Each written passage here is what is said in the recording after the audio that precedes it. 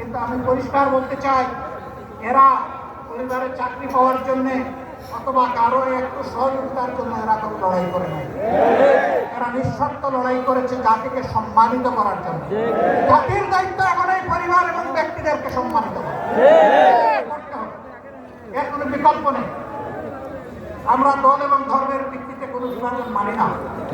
আমি হিন্দু ভাইদের কাছে গিয়েছি, বৌদ্ধ ভাইদের কাছে গিয়েছি, খ্রিস্টান ভাইদের কাছে গিয়েছি, তাদের খোলামেলা কথা শুনেছি। আমি বলেছি, আপনারা মাইনরিটি ভাবেন কেন নিজেদেরকে?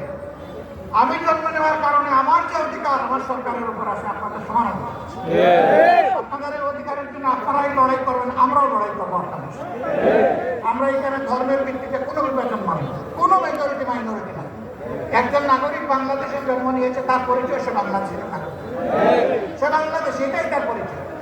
অন্য কোনো পরিচয় আমরা দেখতে চাই না। হ্যাঁ, একজনের ধর্মকে অনুসরণ করবে, এটা তার ইচ্ছা হবে। সে দল কোনটা গ্রহণ করবে এটা তার চয়েসের। এখানে কোনো বাড়াবাড়ি এবং হস্তক্ষেপ দেখতে চাই। অমুক ব্রাহ্মণ আর অমুক সাঁওতাল, এটা আর আমরা দেখতে চাই। হ্যাঁ, ব্রাহ্মণরা তাদের সব মর্যাদা নিয়ে তারা থাকবেন, সাঁওতালও তার একটা মর্যাদা নেই। কিন্তু রাজনীতিতে কোনো ব্রাহ্মণগিরি চলবে। ব্রাহ্মণগিরি হচ্ছে আমার বংশগিরি, হচ্ছে আমার ধর্মীয়। রাষ্ট্রে আমরা সবাই সমান। এই সবাই সমান করে, সবাইকে ঐক্যবদ্ধ করে আমরা একটা ঐক্যবদ্ধ জাতি চাই। এবং এইরকম একটা ঐক্যবদ্ধ জাতির উপরে আর কেউ কোনো ধরনের মত ইচ্ছা হাসিল করার দুঃসাহস আর দেখাবে না।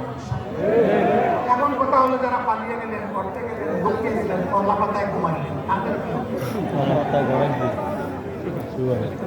হ্যাঁ, তাদের প্রতিও বিচারে কোনো জুলুম করা ওটাও আমরা চাই।